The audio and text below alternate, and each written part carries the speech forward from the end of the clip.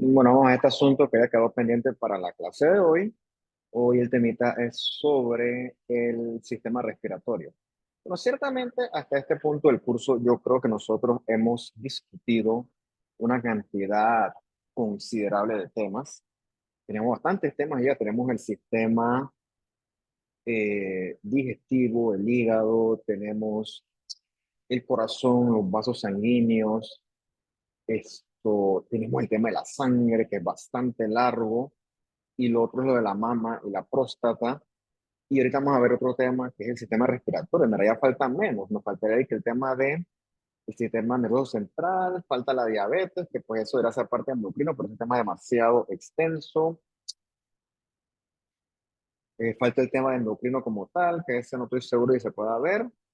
Y falta el tema del sistema del riñón.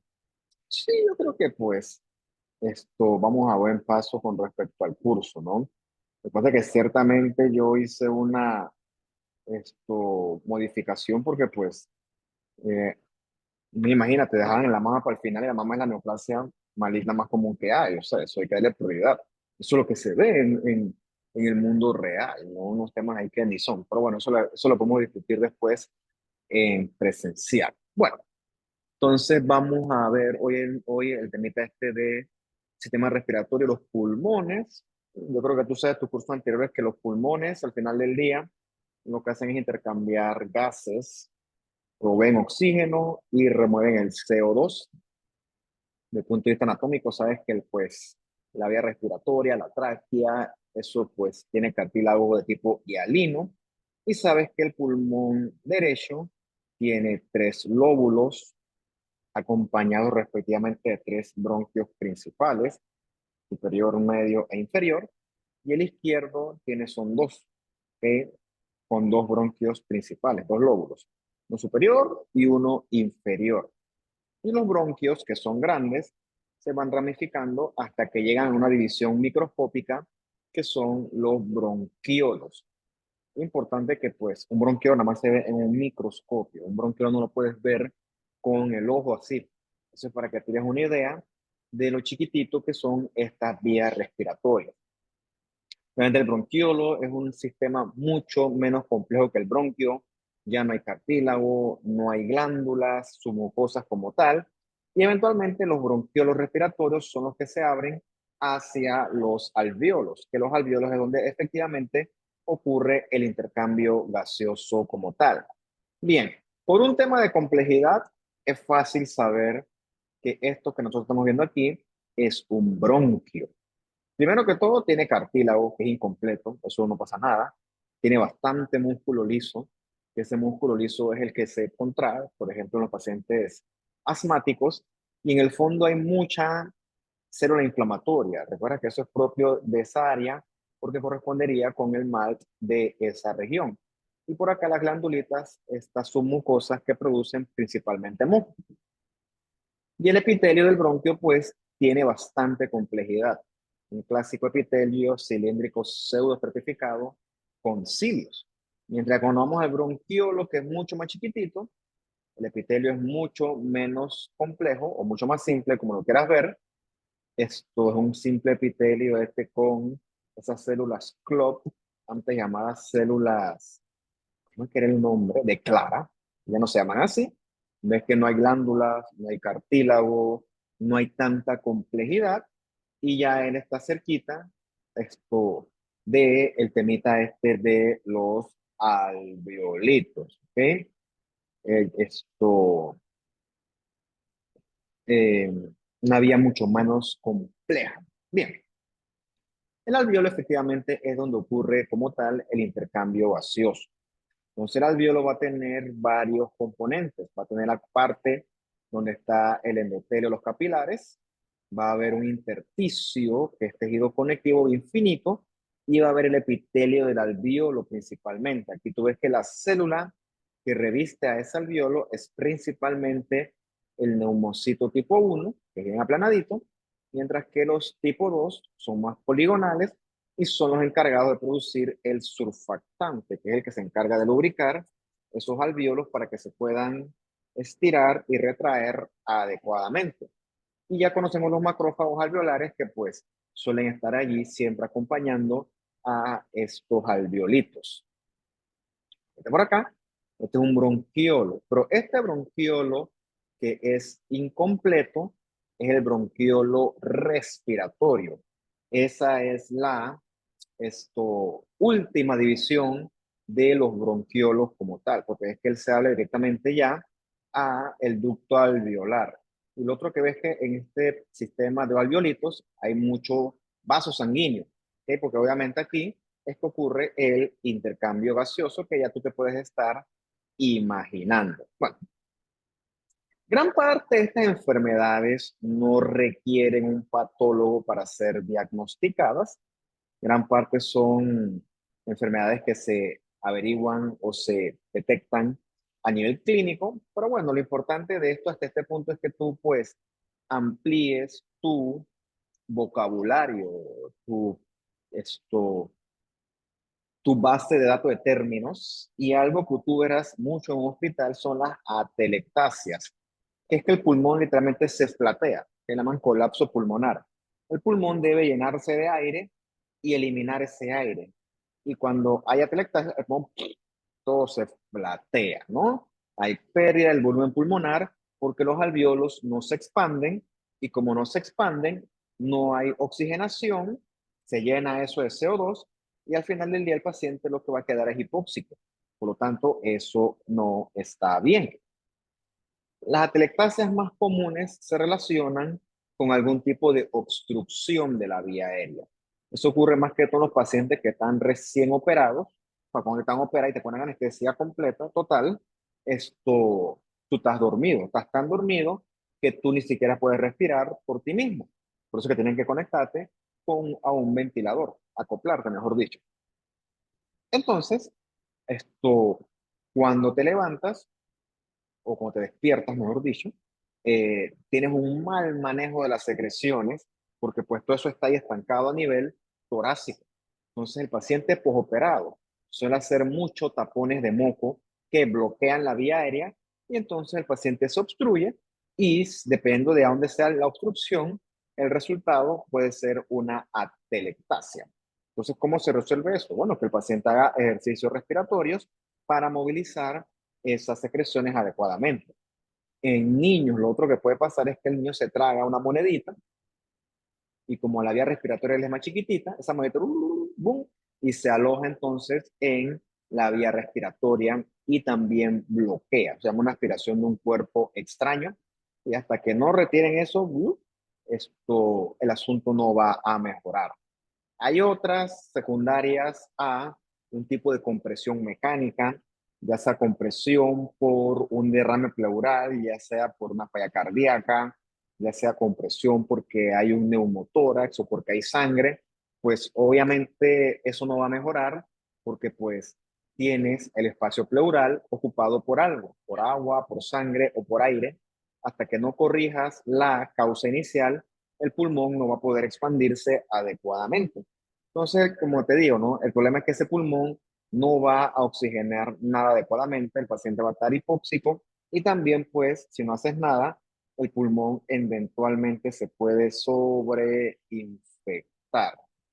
Bien, otro tema que también tú verás mucho en un hospital donde haya cuidados intensivos es este síndrome de este respiratorio agudo o RDS. O sea, esto ocurre ya al final de un espectro, es la consecuencia de algo que por lo general suele ser una neumonía, principalmente bacteriana, pero también puede ser viral, una neumonía infecciosa por algún bicho, que pues produce mucho componente inflamatorio en los pulmones del paciente, tanto así que el paciente no puede respirar por sí mismo, por eso es que es un paciente que va a estar críticamente enfermo, es un paciente que está gravemente enfermo, principalmente por neumonía, o qué sé yo, mira, una fractura múltiple, un trauma, una cirugía grande, una pancreatitis, un paciente tan gravemente enfermo que él va a tener dificultad para respirar él solo, ¿ok? Porque sus pulmones están muy comprometidos. La manifestación morfológica a nivel pulmonar del ARDS es el daño alveolar difuso. como bien dice la palabra, los pulmones van a estar súper inflamados, súper golpeados, súper llenos de leucocitos, con mucho daño endotelial, mucho daño del epitelio mismo de los alvéolos. Lo ves aquí, ¿no? Un pulmón súper hemorrágico, súper inflamado, esto con cambios de intento de regeneración, lleno eso de neutrófilos, macrófagos, linfocitos, de cualquier cantidad de leucocitos, dependiendo después de la causa, pues la etiología. Y lo otro que es muy característico del daño alveolar difuso es que suelen revestirse las paredes del alveolo con estas membranas o estas estructuras eosinofílicas, que son material tipo fibrina. Eso son las famosas membranas hialinas.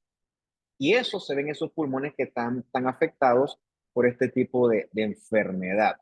La primera edición que yo hice esta clase, ya hace bastante, en verdad, esto no es tan importante verlo desde el punto de vista patológico, porque pues clínicamente es evidente que hay un síndrome de distrés respiratorio agudo. O sea, no hay que tomarle biopsia a eso para descubrir absolutamente nada. Pero como en ese tiempo estaba muy en boga el COVID, y qué casualidad que coincidían los temas, dije, bueno, vamos a hacer una revisión desde el punto de vista estrictamente patológico de qué ocurre con el daño alveolar difuso y las membranas hialinas estas que son tan características de este tipo de enfermedad. Ya, esto está lleno de interleucinas proinflamatorias, 8,1, factor de necrosis tumoral. O sea, esto está inflamado, principalmente por mucho neutrófilo y muchos cambios a nivel endotelial.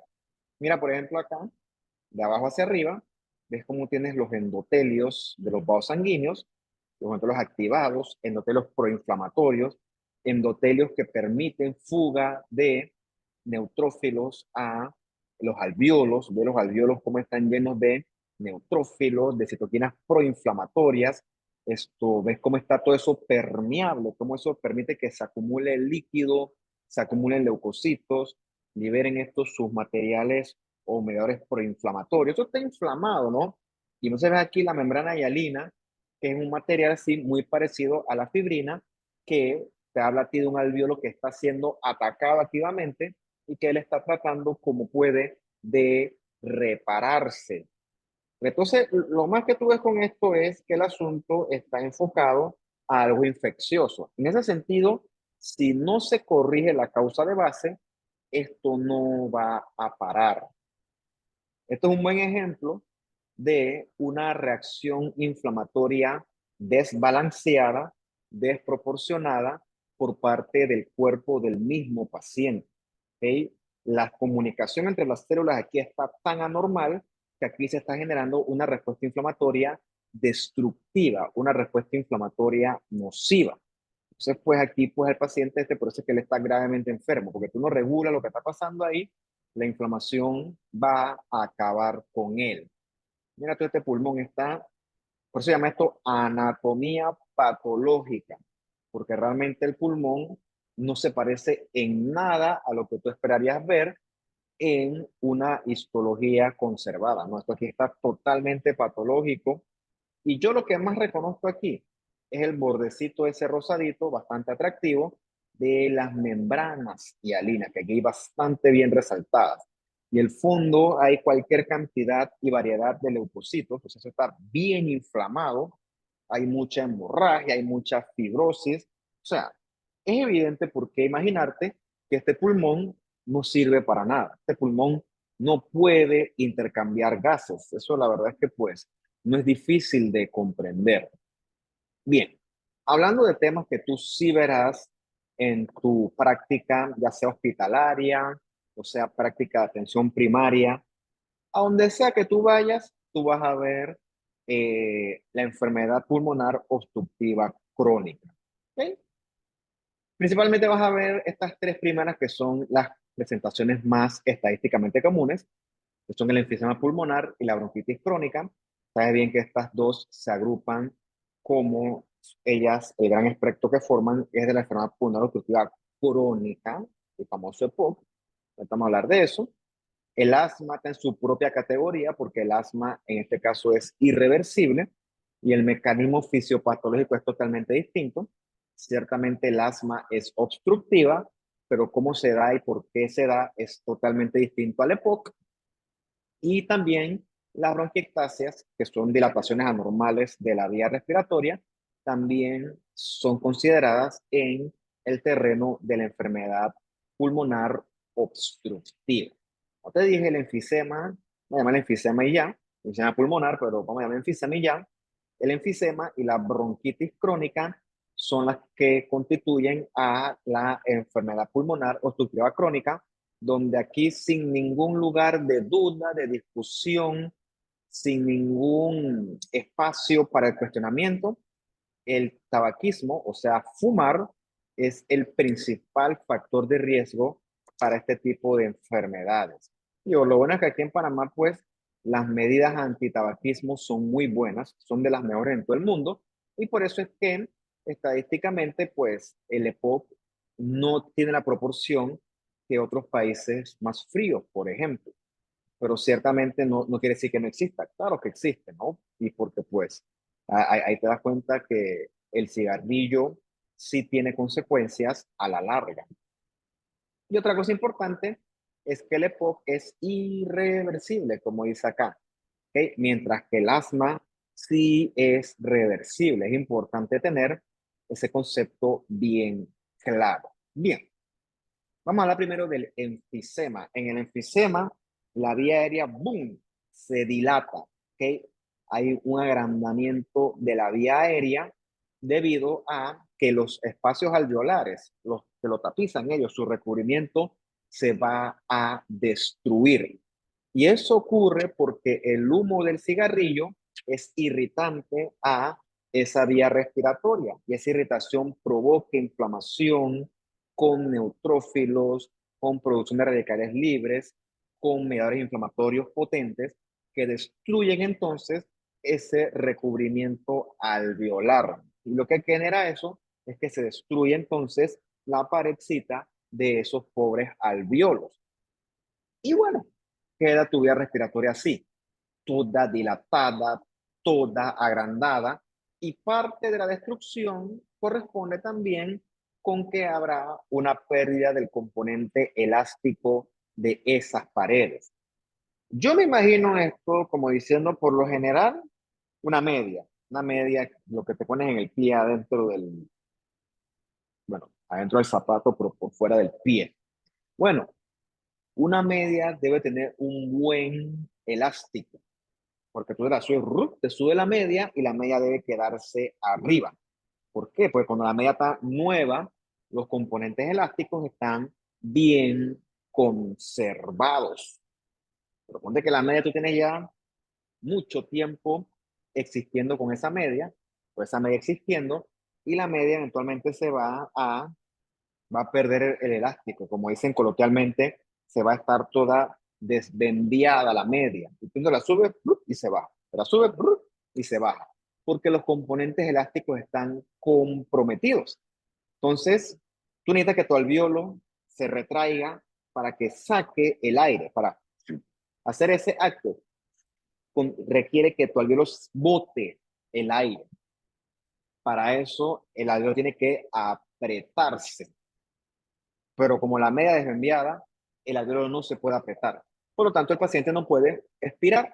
Entonces, el tipo se queda con todo el aire, en este caso, con todo el CO2, se lo queda él dentro de sus pulmones. Pero es que el paciente está funcionalmente obstruido. El tipo te puede inspirar mucho, porque los alveolos se llenan de un montón de aire, pero al momento de botar aire, él no puede. Por eso es que el enfisema es considerado como una obstrucción de tipo funcional, porque los neutrófilos, macrófagos y los linfocitos eventualmente destruyen, acaban con las paredes alveolares, incluyendo con los componentes elásticos de las mismas. Entonces el paciente, como va a tener dificultad para botar el aire, él lo quiere botar el aire, pero no puede y se va a cansar. Por eso es que principalmente lo que va a tener él es disnea, va a tener dificultad para respirar porque va a respirar con demasiado esfuerzo. Y característicamente los pacientes son flacos, tienen poco pérdida de peso estos pacientes con enfisema. Nuevamente por acá ves algunos alvéolos bastante conservaditos, con su espacio habitual, y tienes por acá estos marcadamente dilatados, porque los alvéolos, pues los componentes elásticos, boom, se perdieron y todo el alvéolo se desbembió. Sé que la palabra es horrible, pero pues me parece a mí que es una forma práctica de explicar qué es lo que está ocurriendo acá. Entonces, este alvéolo sí, es bueno para llenarse de aire, pero a la hora de sacar el aire, no puede. Todo el aire se queda aquí estancado y por eso es que el paciente va a estar lleno, va a estar harto de CO2. Por eso es que no lo puede botar porque él está funcionalmente obstruido. Bien, el enfisema suele acompañarse de bronquitis crónica, donde lo que ocurre es que el paciente frente a tanta inflamación va a sufrir hipertrofia con hiperplasia de las glándulas del epitelio S bronquial. Y lo otro es que va a desarrollar de forma reactiva muchas células caliciformes. O sea, el paciente va a tener muchas estructuras productoras de moco. Por eso es que el tipo va a quedar hipersecretando moco y ese moco sí va a obstruir mecánicamente la vía aérea. Entonces, cuando ese moco obstruye, el tipo, ¿cómo hace para eliminarlo? Tosiendo. ¿Okay? Entonces, el tipo se la pasa tosiendo y arrancando un montón de moco. Entonces, pues, ese paciente es más fácil aquí imaginarte por qué este paciente va a estar obstruido. ¿Por qué? Porque ese montón de glándulas, te imaginarás que producen una cantidad anormal de moco que toda se va a la vía respiratoria y pues allí obstruye. Y no contento con eso, como dice aquí, eso suele coexistir con enfisema. O sea que el paciente produce moco, no lo puede eliminar, el tipo va a estar obstruido, obstruido, obstruido. Ya por acá, la vía respiratoria llena de un montón de glándulas, aquí de bonus, ves cómo está el epitelio con metaplasia escamosa, secundaria a el tabaquismo. Acá ves el epitelio lleno de caliciformes y esos son elementos morfológicos propios de esta bronquitis crónica. Entonces, hay tanta producción de moco que el paciente pues se le va a taponear la vía aérea. O sea, la vía aérea va a estar con tapones de moco y obviamente eso va a obstruir. El cigarrillo, eso provoca un montón de inflamación en esta región, con intento de reparación con fibrosis. Este paciente, los ataques se disparan cuando él se infecta, por ejemplo, con un resfriadito, y el tipo va a estar siempre tosiendo y arrancando moco, escupiendo. Ese acto de arrancar cuando tú toses, eso es lo que le llaman esputo.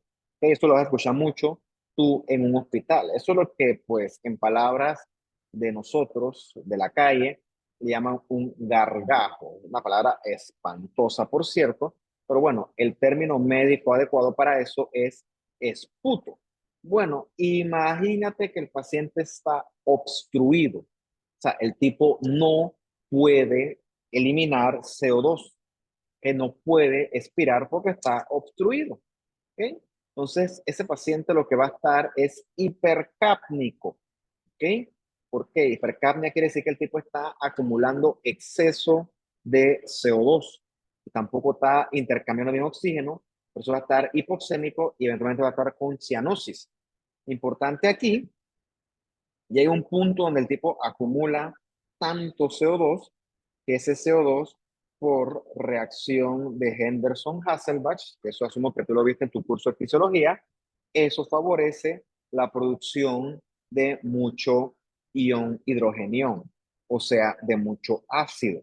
Entonces, este paciente retener el CO2, el trastorno ácido base que él va a tener es una acidosis respiratoria. Tipo llega a la cuarta urgencia con marcada disnea, dificultad para respirar, le pones el saturómetro, está saturando, qué sé yo, 85, le hace una gasometría y tiene el pH bajo. ¿Por qué? Porque el tipo está harto de CO2.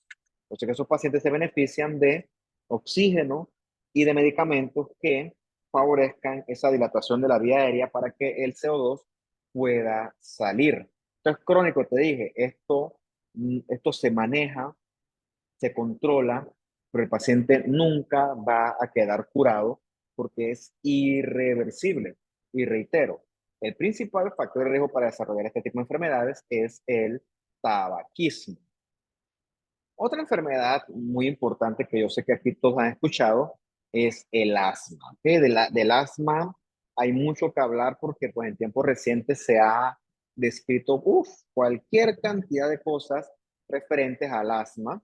Obviamente en este punto a mí me corresponde nada más hablar de generalidades muy generales del asma, porque Dios mío, del asma realmente pues pudiéramos hablar en vez de hablar de todo lo que estamos hablando aquí, una sola clase que solamente hable de asma, es para que te hagas una idea de todo lo que se puede discutir con respecto al tema. ¿Ok?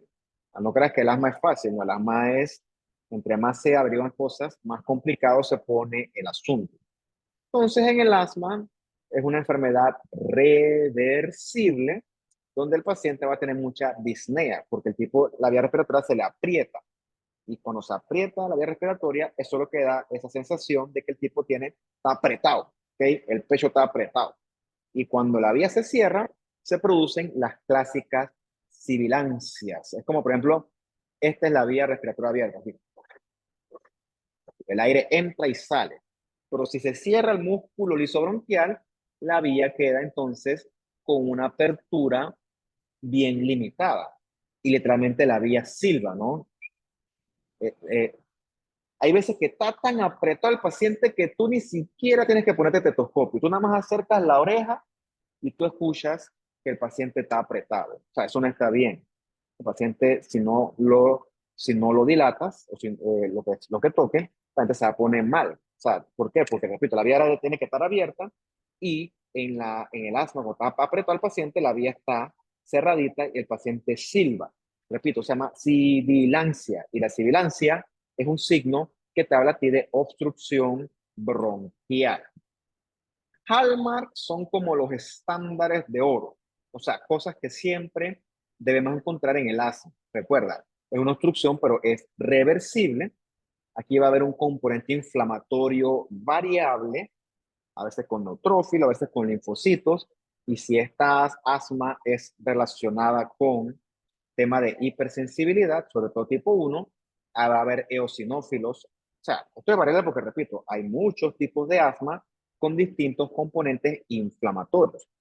Como el asunto es crónico, eventualmente el músculo se va a poner hipertrófico de forma secundaria, reactiva. Lo otro es que el tipo va a tener hiperreactividad bronquial. ¿Qué significa eso? Que ese paciente nada más lo miran mal y el tipo comienza a producir mediadores que lo aprietan. Por ejemplo, si ahorita mismo yo me expongo a, qué sé yo, a frío, calor, a ejercicio, a un resfriado, o sea, me pega y ya, pues, pero no pasa nada conmigo, o sea, yo me recupero, pero el paciente asmático, este tipo de eventos estresantes del ambiente provocan en él gatillamiento de sus ataques de asma. En eso se basa la hiperreactividad. Y lo otro es que el tipo va a producir demasiado moco. El tipo va a estar inflamado su vía respiratoria, con un músculo liso hipertrófico y con mucha secreción de moco. Esos elementos explican en un contexto bastante lógico por qué el paciente va a estar obstruido. El paciente asmático va a tener un componente genético que, repito, se gatilla por algún tipo de elemento del ambiente. Siendo un buen ejemplo de esto, un resfriado. El paciente está tranquilo, se resfría y ¡puf! Se aprieta. Entonces, que en esos pacientes asmáticos el asunto es más delicado. Mira, acá tienes entonces tu epitelio respiratorio, llegó un alergeno que más te guste y gatilló la clásica respuesta TH2 que nosotros conocimos en la clase de la reacción por hipersensibilidad con reclutamiento de mastocitos, de eosinófilos que se desgranulan, que producen cuestión, que es histamina, que es prostaglandinas, que atraen neutrófilos, que atraen más leucocitos. O sea, al final del día vas a tener una vía respiratoria, entre otras cosas, anormalmente inflamada, secundario a una reacción por hipersensibilidad tipo 1 bien pronunciada. Bien, también acá esta vía respiratoria de un paciente con asma, de veras que llama la atención cómo está de prominente el músculo liso y cómo hay aumento de la secreción de moco a nivel del epitelio. ¿Okay? O sea, de veras que hay un remodelamiento de la vía respiratoria en estos pacientes. Paciente le da un resfriadito, hay aire frío, lo pones a subir al volcán Barú, hace ejercicio, y si el elemento del ambiente es excesivo, como él es atópico e hipersensible, es posible que eso le gatille un ataque de asma. Por eso es que ellos andan con la bombita, eso es salbutamol, ¿okay? Eso es un broncodilatador que cuando él se aprieta, eso le abre la vía aérea, se la dilata. Eso es un medicamento de rescate, eso no es tratamiento, por cierto. Claro que no. Lo que hay que corregir es la inflamación de esa vía aérea que está permitiendo que se gatillen esos ataques de asma. Como te dije, pues la forma más común tiene que ver con esa respuesta TH2, donde se atraen mastocitos, que atraen más eosinófilos y que llevan eventualmente a que se produzca un exceso de producción de moco. Todo eso mediado por una serie de interleucinas que después tú te debes revisar con más calma. Bien, en la clase, en el tipo más común de asma, lo normal es una asma de tipo alérgica, con mucho mastocito, mucho eosinófilo. El mastocito, tú sabes que produce mucha histamina, mucha prostaglandina, mucho leucotrieno. Que a propósito, antes de la clase esta, estaba viendo ahí que no, que el Montelukast, que es un medicamento antileucotrieno, produce que brotes o ataques neuropsiquiátricos. Algo así estaba leyendo yo. Bueno, las cosas que salen, pues, no, digo, habrá que revisar más al respecto.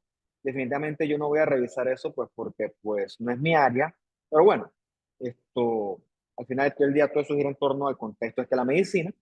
El paciente va a estar inflamada su vía respiratoria y eso va a provocar broncoconstricción o broncoespasmo, que es el músculo respiratorio, puff, se cierra y va el tipo a producir mucho moco. Y también pues va a haber atracción de muchos eosinófilos, como lo ves acá, que van a potenciar esos eventos inflamatorios que se gatillan cada vez que el paciente se resfría, es expuesto a aire frío, hace ejercicio. Esto es crónico, repito.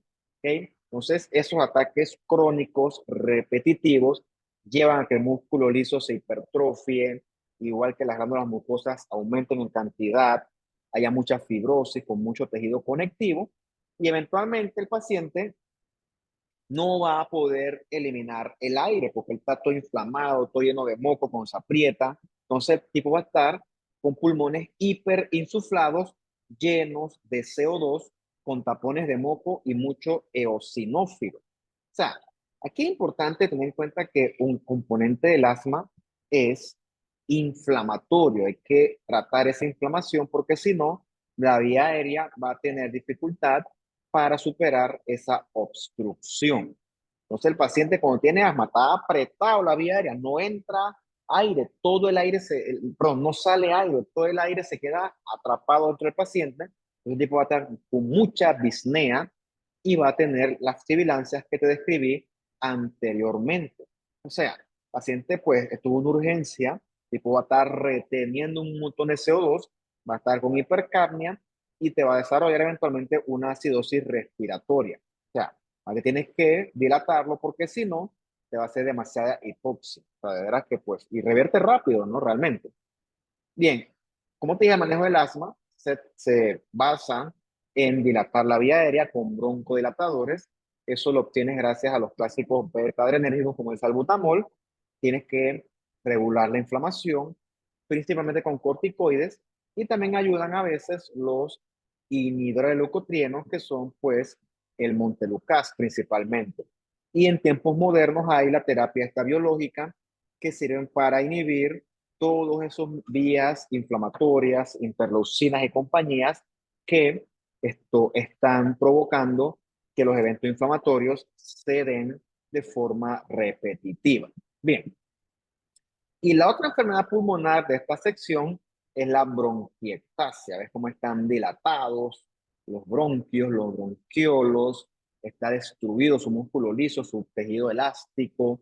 Está eso todo lleno de exudado purulento, todo inflamado.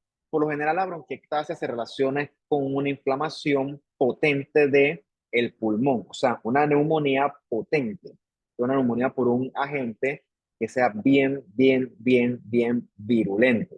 Una neumonía necrotizante que lleva a que esto se inflame, te produzca mucho esputo purulento porque está sobreinfectado con anaerobios y el paciente, entre otras cosas, puede tener hemoptisis. Hemoptisis es que el tipo tose y tiene sangre.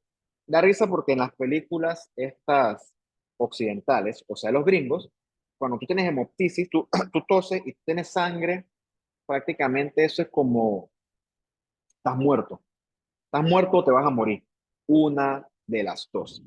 Y eso tiene su contexto histórico por la tuberculosis. O sea, cuando hubo la epidemia de tuberculosis, eso arrasó con la gente hasta que se descubrió el tratamiento. Entonces, pues, pero obviamente sigue habiendo ese estigma con respecto a la tuberculosis. Importante es que la tuberculosis no es la única enfermedad que puede provocar hemoptisis.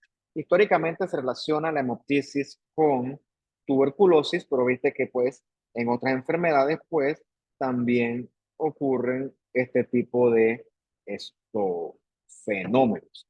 Entonces obviamente aquí como esto está con neumonía, está todo inflamado, tú lo que vas a encontrar es una vía respiratoria súper inflamada,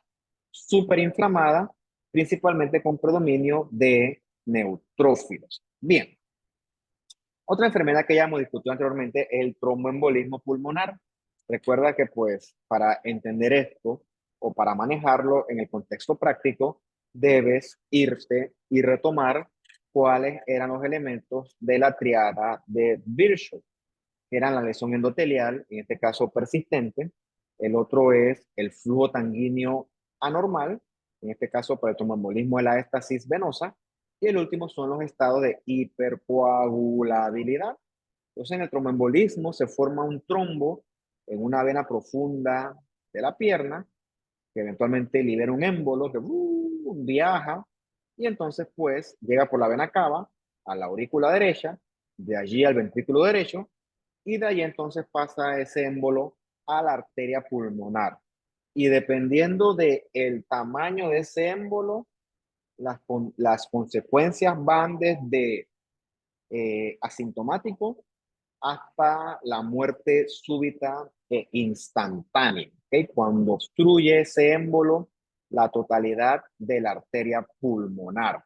Bien, paciente tiene sospecha de tromboembolismo o de trombosis venosa profunda. Entonces, los factores de riesgo van en relación a la triada de Virchow. Vamos a ver, por ejemplo, aquí encamamiento prolongado. Por un paciente que hace una cirugía abdominal grande y el tipo pasa mucho tiempo en cama, eso lo expone a estasis venosa. Lo mismo ocurre con una cirugía ortopédica porque el paciente va a estar mucho tiempo sin poder caminar, igual un trauma severo, el paciente va a estar mucho tiempo en cuidados intensivos, falla cardíaca. Recuerda que la sangre venosa no puede retornar de vuelta al corazón, entonces va a haber estasis venosa, cánceres avanzados, porque estos provocan eventualmente muchos mediadores procoagulantes, inflamatorios y procoagulantes. Esta hipercoagulabilidad se cae de su peso y vimos que en las mujeres los anticonceptivos orales se relacionan con mucha producción de estrógenos a nivel hepático, por eso que es un factor de riesgo estornudar. Bien. Entonces, el émbolo problemático es este que está aquí, que obstruyó la totalidad de la arteria pulmonar. Ese es el que provoca la muerte instantánea, que es entonces el émbolo en silla de montar, como dice, como dice aquí, no, alzado. Alzado es de esa silla de montar. Paciente tiene una muerte inesperada, Paciente vino por una falla cardíaca descompensada, es diabético, hipertenso. Bueno, hubo que hospitalizarlo y el tipo se muere. Esto, hay que pensar en un tromboembolismo pulmonar. Es una de las opciones al momento de una muerte que pues no podemos explicar. Digo, ¿no? El émbolo, si no es muy grande y no provoca la muerte instantánea, bloquea alguna rama de la arteria pulmonar. Al bloquear produce isquemia, produce obstrucción, produce anomalías en el ciclo de la sangre del corazón, produce entonces eventualmente falla cardíaca. Y lo importante de esto es que si el émbolo original no mató al paciente y no haces nada, va a venir un segundo, un tercero, un cuarto. O sea, si no corrige lo que está pasando, el paciente va a repetir el evento hasta que eventualmente se muera. Por eso es que estos pacientes, algunos están destinados a esto, existir consumiendo anticoagulantes para que esto que está acá no ocurra. Del punto de vista de isquemia, los pulmones son muy resistentes a la isquemia por la gran irrigación que estos van a tener.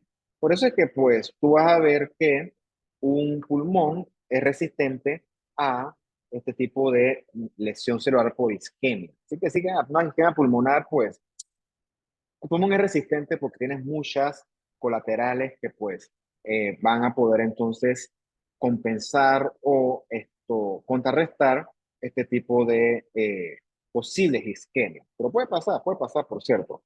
Va a depender del grado de obstrucción. No por acá ves este pulmón, y ves cómo está todo ocupado por un material de tipo émbolo, ¿no? Un coágulo enorme. Si lo vieras en un microscopio, tú verás que de esas líneas rosadas de sangre que corresponden con la fibrina. Igual la que mide este bronquio principal, ves que es enorme y es como él está todo ocupado por ese émbolo. Bien, nuevamente por acá el problema es que el que tomó la foto le tenía que pasar primero un pañito para limpiar el brillo a esa imagen. Ni modo, eso pasa a veces. Pero bueno, ves como el émbolo ese ocupa la luz total de la arteria pulmonar. Repito, es el famoso émbolo en silla de montar. Y aquí para que lo recuerdes, tú un pulmón, ves los alvéolos en el fondo y ves entonces este vaso ocupado por un émbolo, que es un émbolo real, porque tienen alternación entre líneas rojas y líneas rosadas que corresponden respectivamente con eritrocitos y fibrina con plaquetas, ¿no? Son las famosas líneas de Sand que nos indican que este fenómeno embólico ocurrió en un paciente que estaba vivo. Y entonces esto sí es atribuible como causa de muerte, este embolismo pulmonar. Esto por acá es el vaso grandote por cierto, ocupado por un émbolo con sus respectivas líneas de sangre, que es la fibrina, ¿no? Entonces esto ocurrió en un paciente vivo. Bien, afortunadamente solo 5% de los pacientes mueren, la gran mayoría pues son esencialmente asintomáticos. Como ya sabes, cuando el asunto ocurre en ese émbolo en silla de montar, ese asunto pues sí causa una muerte súbita, instantánea. Los émbolos chiquitos suelen ser disueltos por fibrinolisis y como te dije, ¿no? El paciente que está en riesgo de desarrollar un evento tromboembólico es abordado y se le da, por ejemplo, anticoagulantes, que usen medidas compresivas, el paciente encamado se le hacen ejercicios, que se siente fuera de la cama, de ambulación temprana. O sea, todo esto que tú ves acá va en contra de la triada de Virchow. O sea, es para evitar los elementos que traen entonces a la palestra a la triada de Virchow.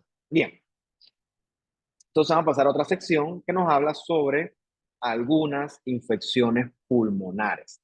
La infección del pulmón, del parénquima pulmonar, es lo que nosotros conocemos como una neumonía.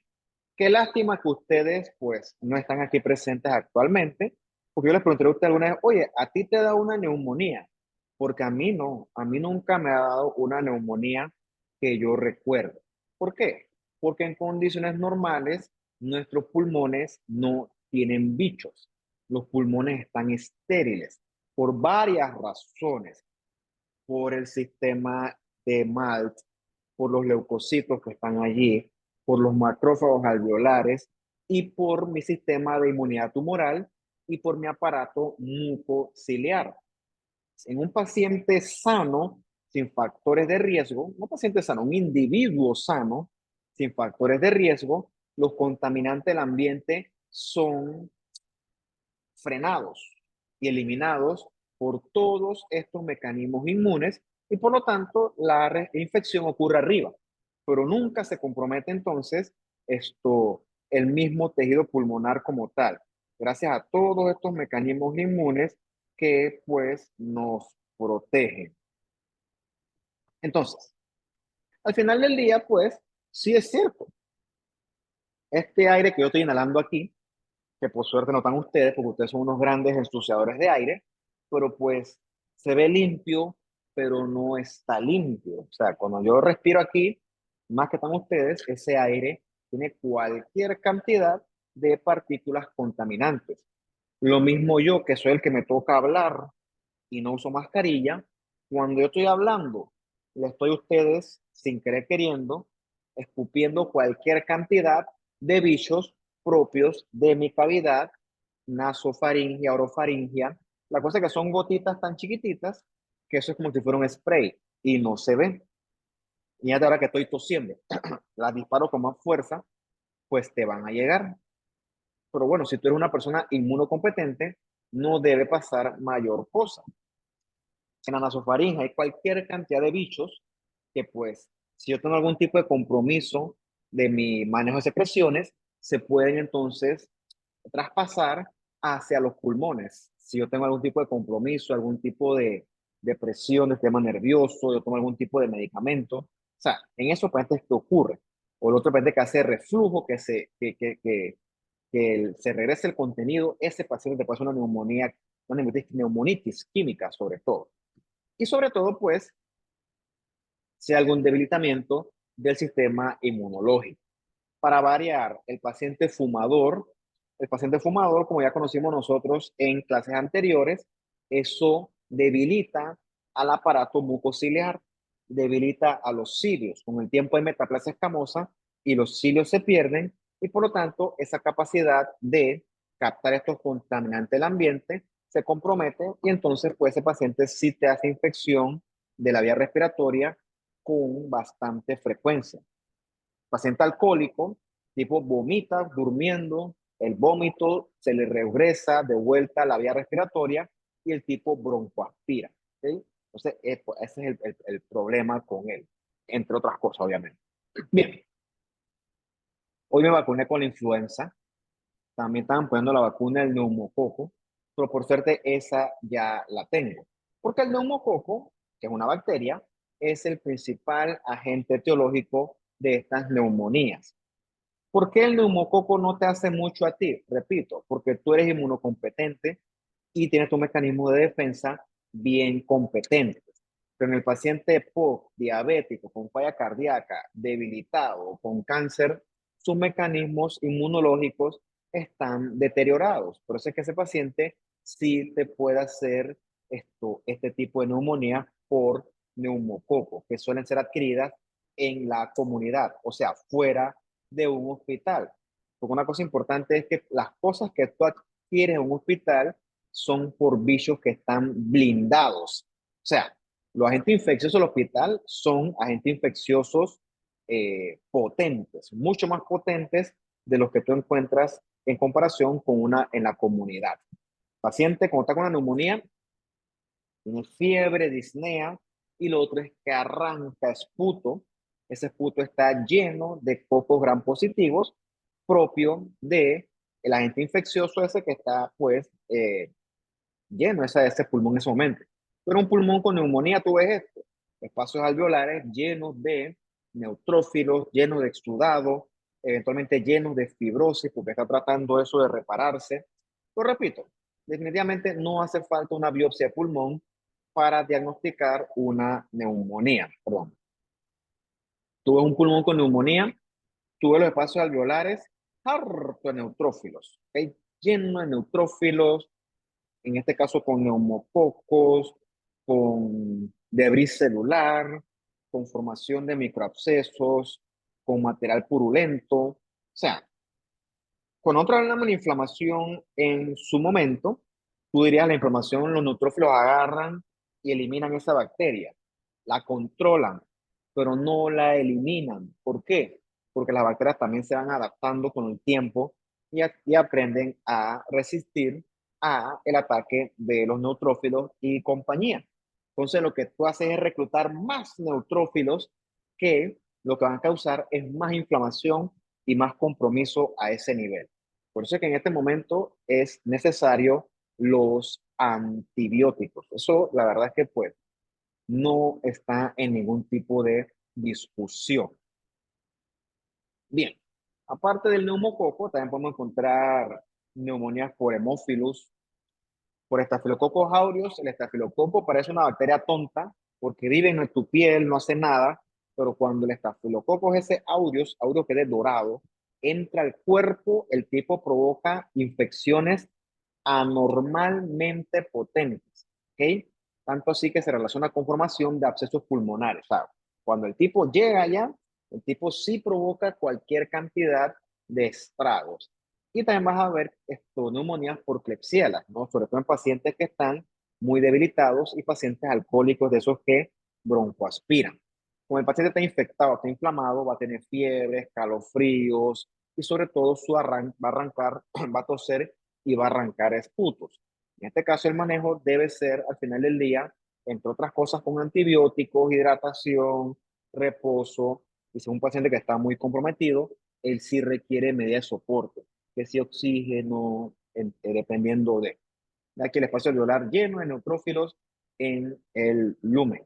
Bien, también están ahora las neumonías virales, siendo sobre todo una que está muy importante en estos momentos, la neumonía por influenza.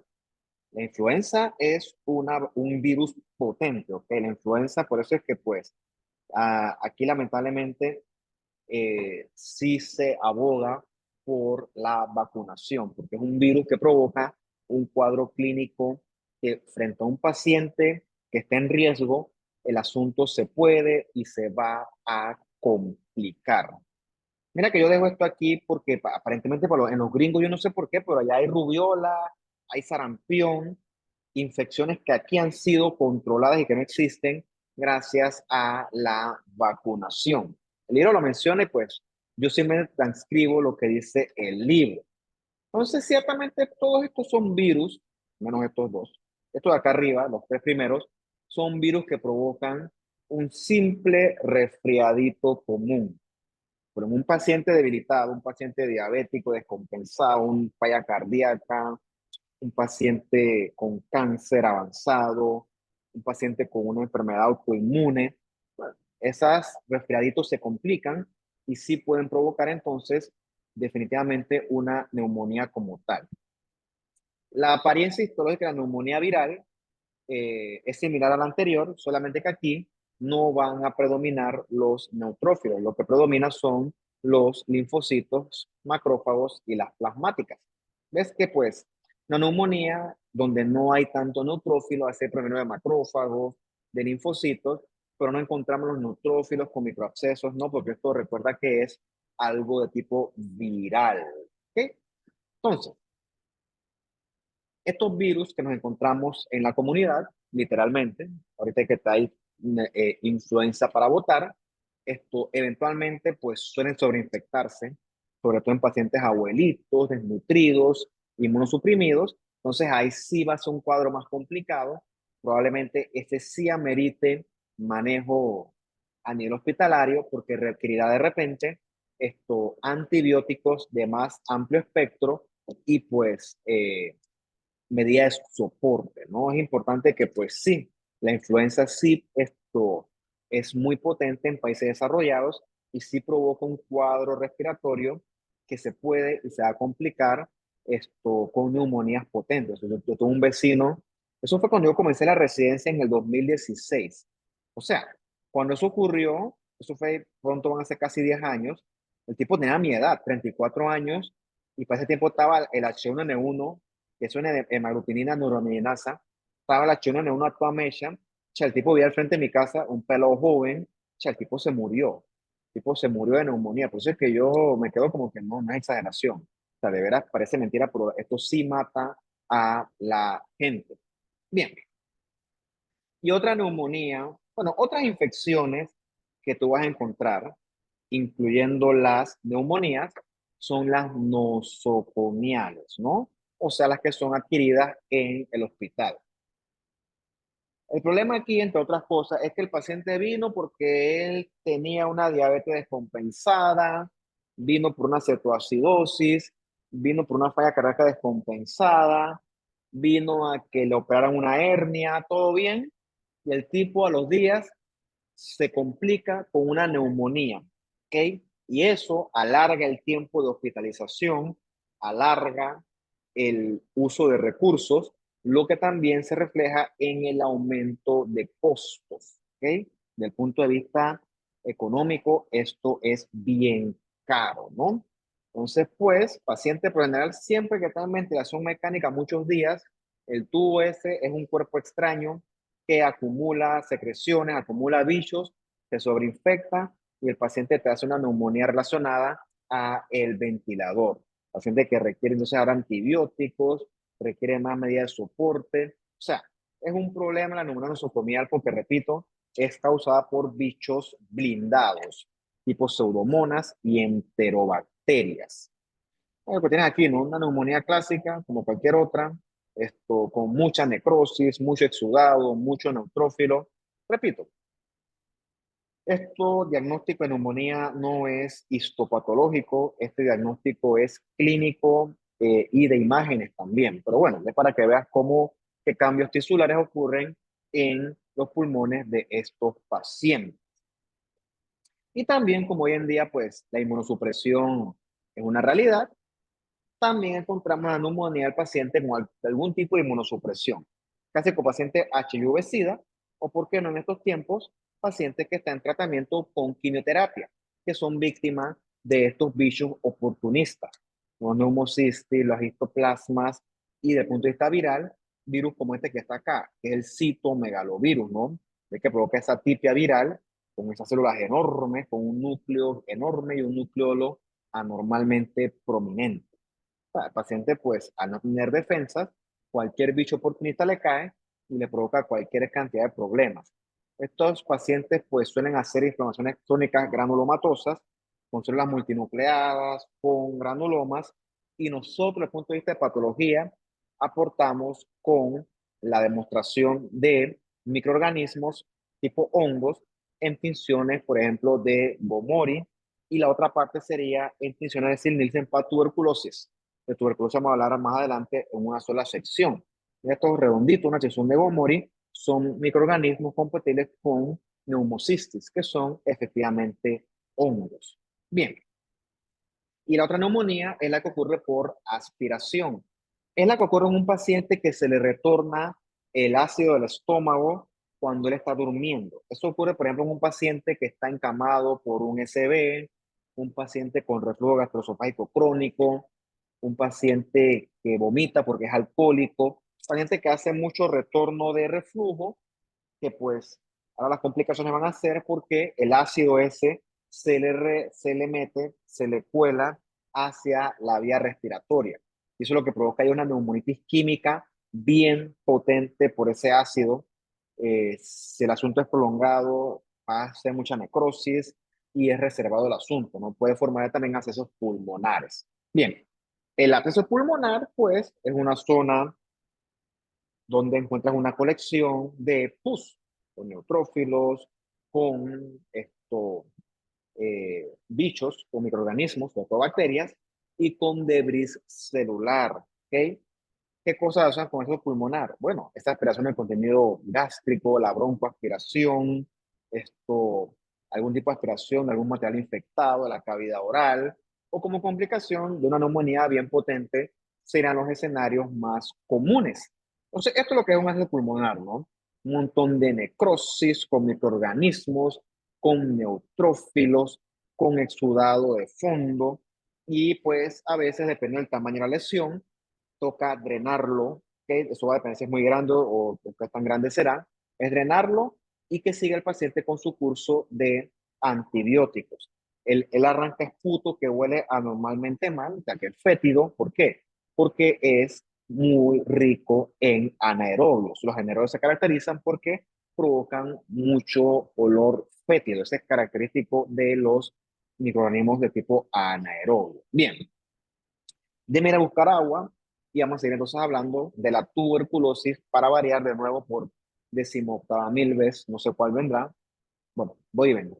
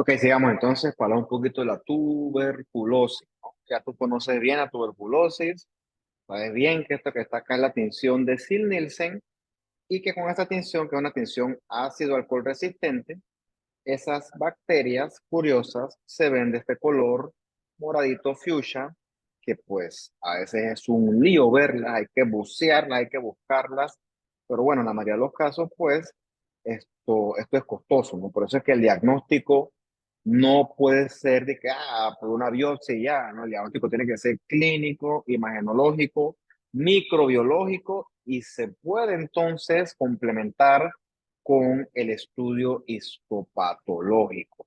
Es importante que sepas que la forma clínica más usual de la tuberculosis es causando neumonía, o sea, compromiso pulmonar, pero puede afectar esto a cualquier órgano. Esto de tuberculosis en hueso, en meninges, en trompa de falopio, en intestino, ¿a dónde más? Colon, ya dije, creo intestino, o sea, en piel también. O sea, es una de las enfermedades que puede afectar cualquier parte del cuerpo, literalmente. Y ahora con el tema este de los pacientes HIV y la inmunosupresión, pues se ve más. Bueno, como dice que según el libro, te dice el cuentenante que de repente que tose y ve la sangre y mínimo se va a morir, es porque los gringos, la tuberculosis mínimo una enfermedad tipo como si fuera el ébola, una enfermedad de la pobreza, de los pacientes hacinados, porque allá no hay, por acá la tuberculosis sí es endémica y pues tú tienes un paciente con un buen peso, un tipo que se ve bien, se ve entero, no se ve evidentemente enfermo, está tosiendo con fiebre, está con tuberculosis. O sea, aquí en Panamá no vamos a hacer una bulla por encontrarnos un paciente de ese tipo. ¿Okay? Entonces, pues la clásica enfermedad histórica se caracterizaba por estas cavernas a nivel pulmonar, estas cavidades que eran producto de la gran destrucción del parénquima pulmonar que provocaba esta inflamación crónica granulomatosa secundaria a la presencia de estas micobacterias, que es considerada como un tipo de respuesta mediada por células, principalmente por linfocitos CD4. O sea, una inflamación tan potente que destruye el tejido. La inflamación de la tuberculosis, si le da chance, es una inflamación destructiva, una inflamación potente. ¿Okay? Por eso es que, pues, es esperado pensar por qué esto mataba tanta gente. Bueno, el curso clínico es variable y esto va sobre todo a depender del estatus inmunológico del paciente y si está vacunado o no. Hay muchas variables, si recibió tratamiento, pero bueno, esencialmente pues yo toso con la tuberculosis, yo estoy tuberculoso y te toso la cara, pues porque, ¿por qué no? Entonces pues tú captas esas tuberculosis por las microgotas que yo te tosí encima. Eventualmente los macrófagos van a reconocer esas micobacterias. Los macrófagos, si tú eres un paciente inmunocompetente, pueden controlar en un primer evento a la infección. ¿Okay? Lo cierto es que la tuberculosis se caracteriza porque ella puede meterse en los macrófagos y después de un tiempo evadir los mecanismos de fagocitosis. O sea, previene que se fusione la tuberculosis con el lisosoma de manera que no se forma ese fagolisosoma. ¿Okay? Por así decirlo, la tuberculosis sobrevive dentro del macrófago, sobre todo en un paciente que tiene algún tipo de inmunosupresión. También algunos antígenos se los van a llevar a los ganglios, donde los ganglios, pues, las células foliculares dendríticas van a acumular estos antígenos y entonces, pues, eso va a provocar una respuesta potente por los CD4. Va a producir mucho interferón gamma, ¿okay? Que va a traer más macrófagos y lo que va es a amplificar y va a prolongar este tipo de inflamación. ¿Qué está gatillando la inflamación? La presencia de la tuberculosis. Y como no se elimina porque la tuberculosis sigue viviendo, ese tipo de inflamación, ese tipo de respuesta va a activarse y prolongarse más, que vas a llamar más y más y más macrófagos con más y más y más linfocitos, más producción de interferón gamma, entre otras cosas, lo que va a amplificar la respuesta inflamatoria y lo que lleva eventualmente a la formación de esa reacción granulomatosa con presencia de células gigantes multinucleadas frente a un bicho que no podemos eliminar o que es difícil de eliminar. Se forma esa inflamación granulomatosa con un montón de daño tisular que con pelea a muerte de los macrófagos contra tuberculosis, con la formación esa de granulomas, con necrosis central, los linfocitos T comandan a que los macrófagos comiencen a crear esas prisiones que son los granulomas, también le ordenan que se fusionen y generen las gigantes multinucleadas que tienen que destruir más y más y más tuberculosis. Y ponte que sí destruyen algo, pero terminan destruyendo tu propio tejido normal, en este caso tu propio tejido pulmonar. Y en los pacientes inmunosuprimidos, el problema es que pues tu par de macrófagos que tienen van a pelear a muerte contra los tuberculosis, no van a poder dar la talla y por eso es que van a morir con mucha más facilidad. Por eso esos pacientes hacen más necrosis que un paciente pues no inmunosuprimido. Mira, en este pulmón existe lo que llaman un complejo de Gón, que son estos tejido linfoide del pulmón que está todo lleno de necrosis gaseosa. ¿Okay? Está todo lleno de tuberculosis avanzadísima. Todo eso blanco ahí, todo eso es sitio donde están concentradas estos focos de inflamación crónica granulomatosa. O sea, eso es necrosis, ese tejido pulmonar está destruido. ¿Okay? O sea, por eso es que si tú no frenas la bacteria con el tratamiento, la inflamación se va a prolongar y pues sí, muchas bacterias morirán, pero realmente el afectado real de todo esto va a ser el propio tejido pulmonar. Una destrucción es como decir que yo quiero matar un mosquito con una escopeta. ¡Bum, bum, bum! Chay, lo maté. Pero Dios mío, quedó mi sala vuelta un disparate total. Así es como yo me lo imagino más o menos. Estas clásicas bolas de macrófagos epitelioides rodeados de linfocitos a la periferia y acompañado de células gigantes multinucleadas, esa es la clásica inflamación crónica granulomatosa con células gigantes multinucleadas. Aquí solamente me falta a mí la necrosis central, que si la busco, probablemente la encontraré. Yo tengo esta apariencia aquí, le mando las tinciones porque este paciente, si no recibe tratamiento, el paciente pues no va a mejorar. Este paciente requiere que se le dé tratamiento con antifímicos, que son los medicamentos antituberculosis. Entonces ocurre esto también, ¿no? Vienen los macrófagos y se fusionan y forman las gigantes multinucleadas que pues lo que provocan es más destrucción tisular. Todo porque los linfocitos CD4-TH1 están induciendo mucha reacción inflamatoria. Entonces el paciente, cuando la enfermedad se reactiva, esa reactivación ocurre en una persona inmunosuprimida, en alguien inmunocompetente, no debería haber reactivación, entonces viene nuevamente la respuesta inmune con esto, más necrosis, viene entonces nuevamente la exposición de vuelta a la bacteria con formación de más granulomas y con progresión de la enfermedad. O sea, teóricamente, si yo estoy sanito y no estoy inmunosuprimido, no tengo por qué reactivarme, pero en un paciente HIV-Sida descompensado, él sí se reactiva, sí va a haber una respuesta pues con más granulomas, con más necrosis, y lo que lleva a que la enfermedad progrese. O sea, sinceramente, en este punto, si tú no corrijas la micobacteria, la inflamación va con todo, la inflamación va a destruir todo lo que pueda a su paso. O sea, allí no va a haber ningún tipo de negociación ni de mediación. O sea, si tú no haces nada al respecto, brother, esto va por lo largo y la destrucción va a ser definitiva. Bien, nuevamente por acá, de los granulomas, ¿ok? Ves la necrosis central, Pero como tú estás con un Sil Nielsen buscando bichos, los bichos deben estar en la región de la necrosis central. Allí es donde en teoría lo vas a encontrar. Vente por acá las células antes multinucleadas clásicas de este tipo de respuesta inflamatoria. Y uff, aquí te fue bien, ¿no? Harto de eso de bacterias ácido alcohol resistentes, saturado, está full.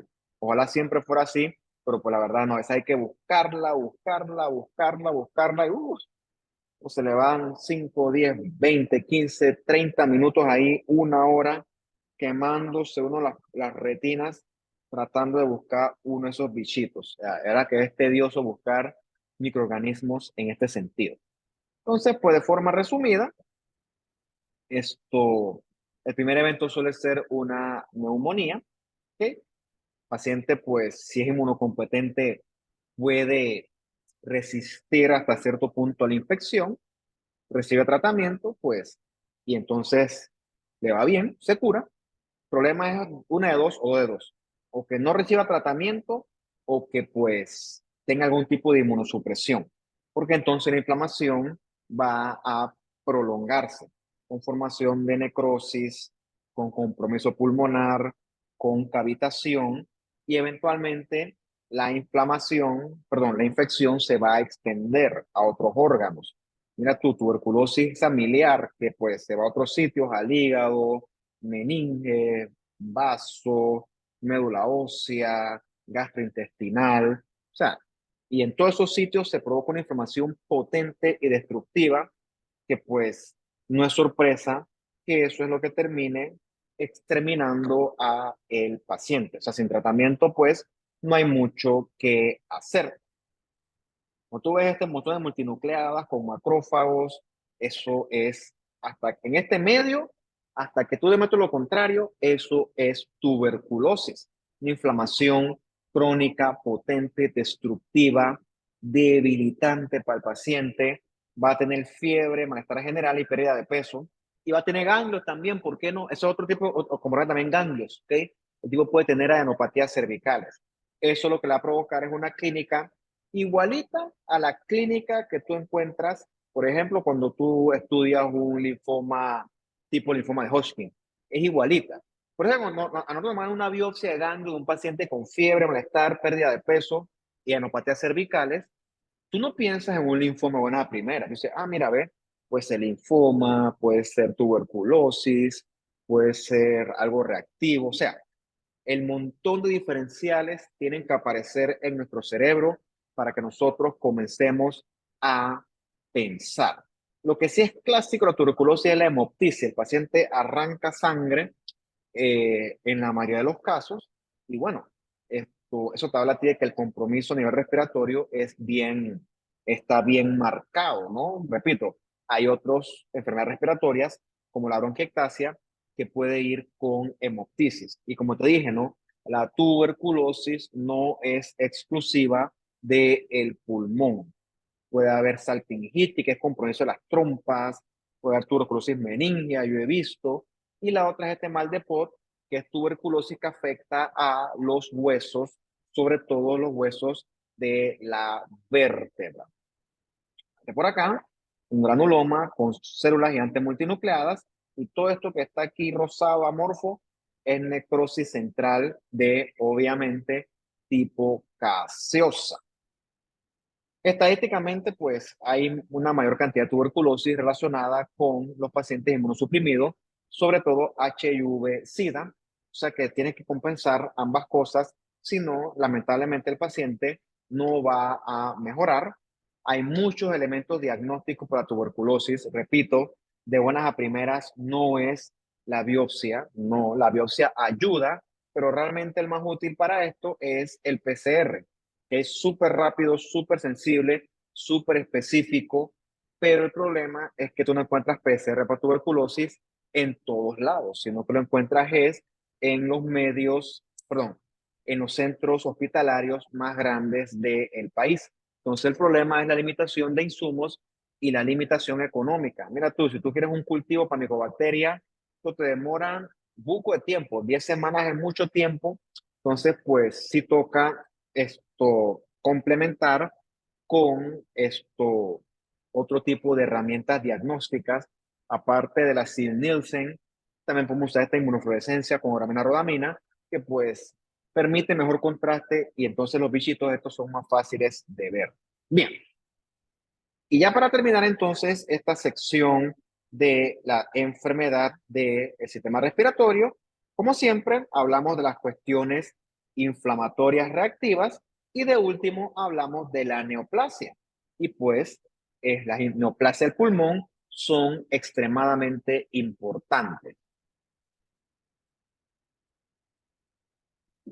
Bien, sin ningún tipo de duda, sin ningún tipo de discusión, los tumores del pulmón, las neoplasias malignas, por lejos son carcinomas.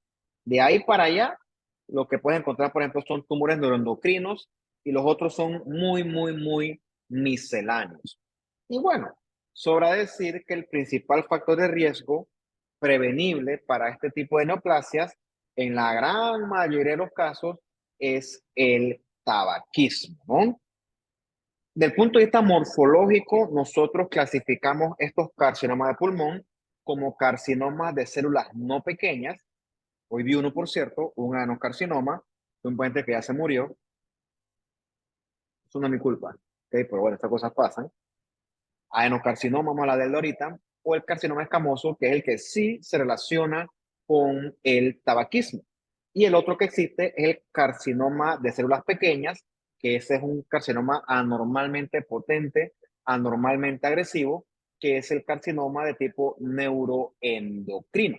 Bien, no hay que ser un genio, no hay que ser muy suspicaz para entender que el carcinoma escamoso del pulmón es el que se relaciona con el tabaquismo. Y no solamente pulmón, todo lo que va, toda la vía del humo, el cigarrillo, propone todos esos tejidos en riesgo. Cavidad oral, nasofaringe, orofaringe, esófago, todo lo que es la vía aerodigestiva alta se ve comprometida y en riesgo de desarrollo de cáncer relacionado con el tabaquismo. O sea, yo sinceramente con el tabaquismo pues no jugaría con el tabaquismo.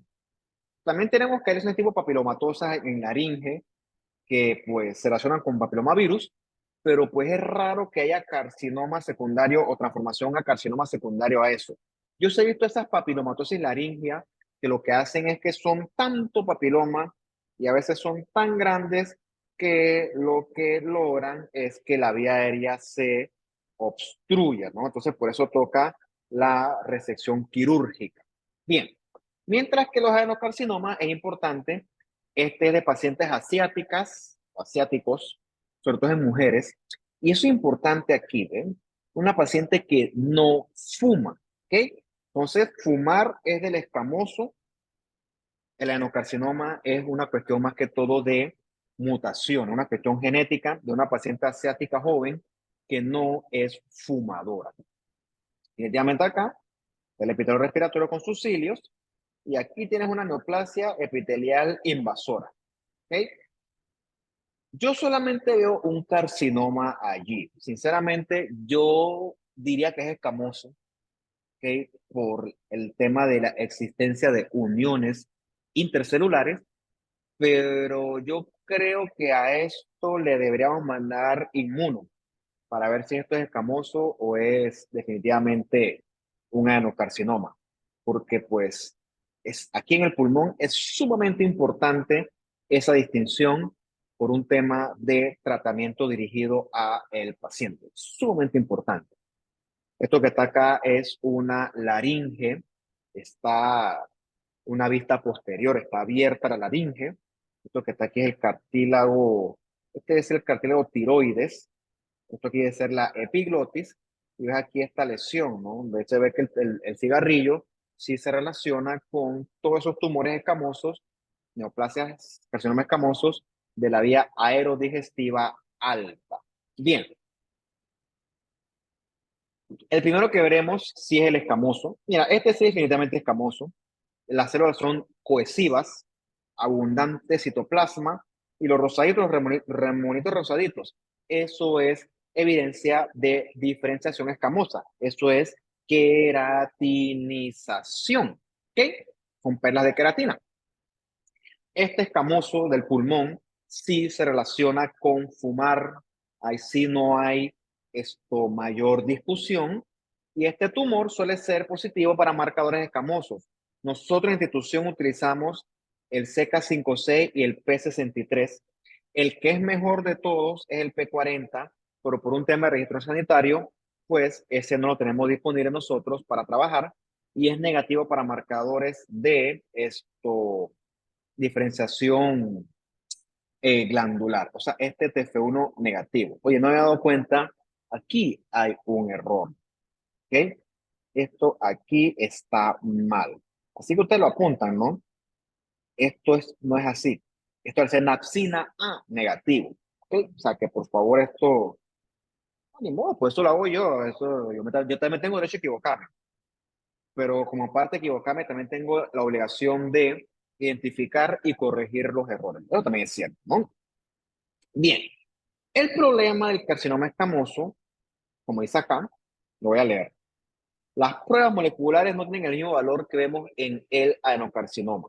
O sea, debido a temas moleculares del adenocarcinoma, al paciente se le puede dar tratamiento dirigido y al paciente le va mucho mejor. Pero en el escamoso no tenemos ese tipo de pruebas moleculares porque las mutaciones no están bien establecidas y por lo tanto no hay tratamiento dirigido y el paciente hay que darle bomba con quimioterapia y eso hace que el pronóstico sea pues mucho peor. No pasa nada, pues al final del día pues fuiste un fumón y que esas cosas pues, o sea, tú te lo buscaste, ¿no? Pero sí es importante decir, ah, no, es que tiene cáncer de pulmón. No, pero ¿cuál? Ah, si es escamoso o adenocarcinoma, porque eso va a repercutir estrechamente en el desenlace de ese paciente. ¿Ok? Eso es importantísimo tenerlo en mente. Bueno, ya tú eres experto, eso que está por acá. Esto que está acá es la progresión del carcinoma escamoso en relación con el tabaquismo. Aquí es tu clásico epitelio respiratorio, epitelio cilíndrico pseudo-ratificado con caliciformes y cilios.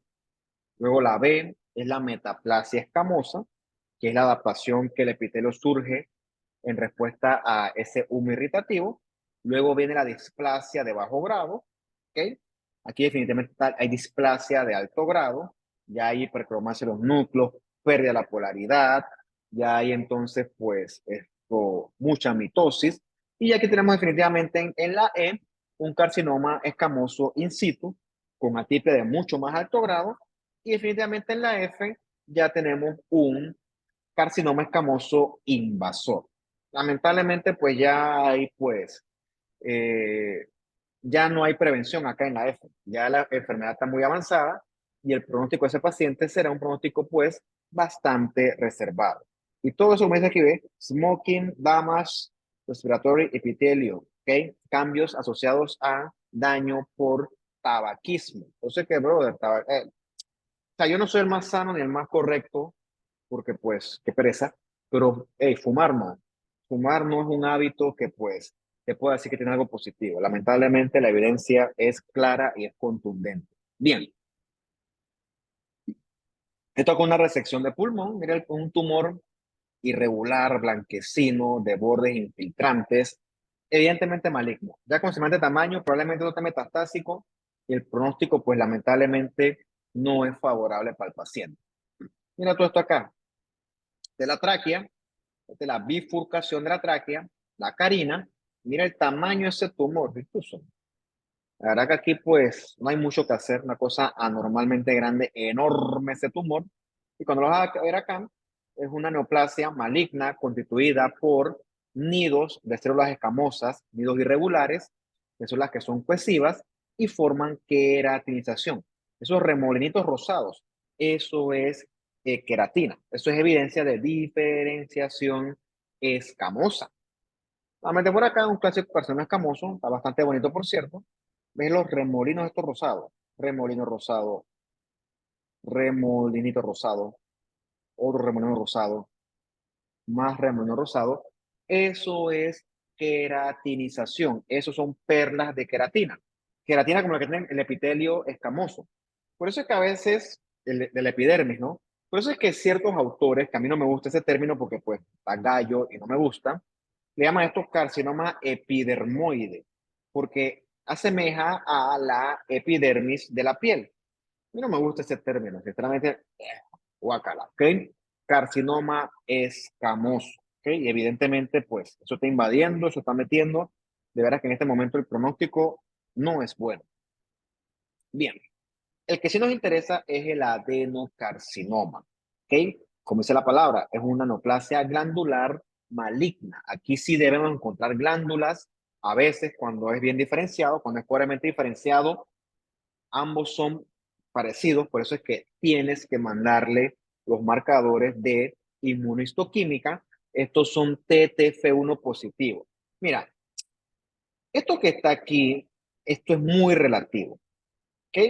Porque hablando acá, realmente tú tienes pacientes que nunca han fumado, nunca se han expuesto y te desarrollan adenocarcinoma, paciente asiática joven.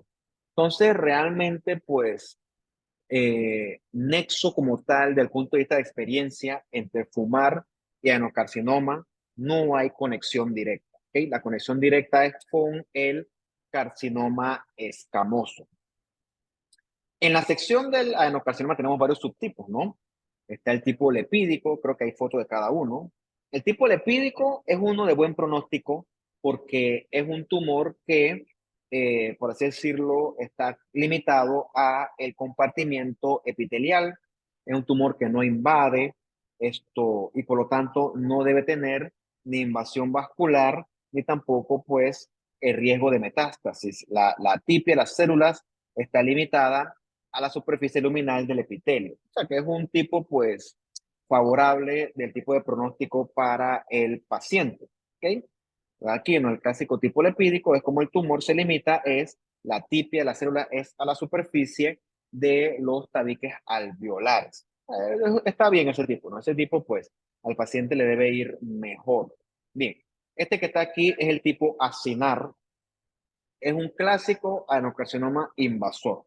Glándulas que infiltran el estroma. Hay clásicas glándulas bastante similar a los adenocarcinomas convencionales que de alguna u otra forma nosotros hemos visto anteriormente. Este que está acá es el tipo papilar. Ves cómo el tumor está pues revestido por papilas con tallos fibrovasculares definitivamente pues bien desarrollados, como es un arbolito eso. Y este que está acá es el micropapilar. ¿Ok? Esto, este sí no tiene tallos fibrovasculares como tal desarrollados. Es importante porque este patrón micropapilar es definitivamente más agresivo y al paciente le va peor. Por eso es que si se puede, es importante establecer el patrón del adenocarcinoma por un tema de pronóstico del paciente. Mira, hay veces que el tumor es así como lo ves acá. Dicen, hey, mira, ¿esto qué es? Es maligno. Eso es todo lo que te puedo decir. Eso es maligno y bueno, se ve cohesivo, así que eso es un carcinoma pobremente diferenciado. Y entonces, ¿qué le vamos a dar al paciente? Bueno, una simple opción es alto y ancho, hacerle su caja de madera. No, al paciente hay que darle tratamiento, por Dios. Y el tratamiento se basa en el diagnóstico. Entonces, este que hace el inmuno, TTF1 y un marcador escamoso para decir esto es adenocarcinoma o escamoso. Si el paciente es positivo para TTF1 en axina A, eso es un adenocarcinoma. Y los adenocarcinomas luego se le amplían el perfil de pruebas moleculares a ver qué mutación tiene. Las que más han demostrado son estas IGFR, EGFR, que ese es el receptor del factor de crecimiento epidérmico. Está este que es el KRAS, este ALK y este ROS1. Es importante porque cuando tú detectas estas pruebas a través de métodos de biología molecular, si el paciente tiene estas mutaciones, al paciente le va mucho mejor. Repito o reitero, no va a vivir el paciente 100 años. Yo no creo que yo tampoco, pero el paciente ya no tiene una sentencia de muerte. O tú vas a la docencia, estos pacientes que tienen metástasis en cerebro, metástasis en hígado, le dan tratamiento dirigido porque el paciente es IGFR positivo y el paciente le va súper bien. Bueno, le va bastante bien, pero tampoco es súper, tampoco es que va a quedar a 0 kilómetros, pero es importante el tema este de las mutaciones, porque pues si tú demuestras eso y le das tratamiento dirigido, ese paciente tiene una mejoría clínica notoria, porque esta realidad no aplica para el carcinoma escamoso, ¿ok? Por eso es que es importante que, bueno, si es escamoso ya, ni modo, pues mala suerte para el paciente, ni modo, no queremos eso, pero pues tampoco somos Dios. Pero si es adenocarcinoma y tienes estas mutaciones, el paciente es candidato a tratamiento dirigido, ¿ok? Comete por acá, este es el lepídico, este a veces es difícil identificar porque pues está tan bien diferenciado que entra en el rango de lo tipo hiperplasia. Definitivamente está aquí en la C. Este sí es un adenocarcinoma invasor, definitivamente. Y este TF1 positivo, ¿no? Eso nos habla de diferenciación de neumocitos, o sea que eso es un adenocarcinoma. Bien. Y uno que sí, pues lamentablemente existe, pero no nos queremos encontrar, es el carcinoma de células pequeñas, ¿ok? Que también se le llama el carcinoma neuroendocrino. Esto, esto sí es un tumor de alto grado, tumor de un pronóstico abismal, un tumor terrible, un tumor, paciente le va súper mal. Por eso es que también es importante hacer el diagnóstico, ¿no? No vaya a ser que esto es un adenocarcinoma, tiene opción, pero si este, lamentablemente, pues no hay mucha opción. Esto es una neoplasia neuroendocrina de alto grado, mal pronóstico, y como dice acá, no tienes terapia target.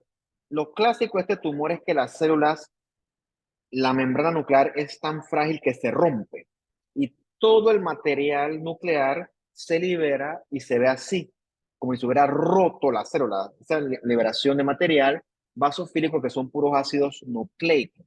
Eso es el artefacto de aplastamiento clásico de los carcinomas neuroendocrinos y pues es lo que le da esa apariencia de smudging, como si pusieras, ponte que esta sea la célula y yo la aplasto con el dedo y la derramo. ¿Ok? Entonces, esto eh, suele tener esta apariencia así de células que están destruidas con liberación de citoplasma. Estos tumores tienen mucha necrosis, mucha mitosis, o sea, propio de un tumor de alto grado. Y lo que es clásico de estos tumores es el fenómeno de Azopardi, que es que el material este nuclear se dispone alrededor de los vasos y lo rodea. Eso es bien característico de los carcinomas estos de células pequeñas. Y son positivos para marcadores neuroendocrinos tipo sinaptofisina y cromogranina. Aquí no, los tumores son tumores que se rompen, o sea, el tumor es tan frágil que se rompen, el artefacto de aplastamiento es muy marcado y todo el material esto, nuclear se libera, ¿ok?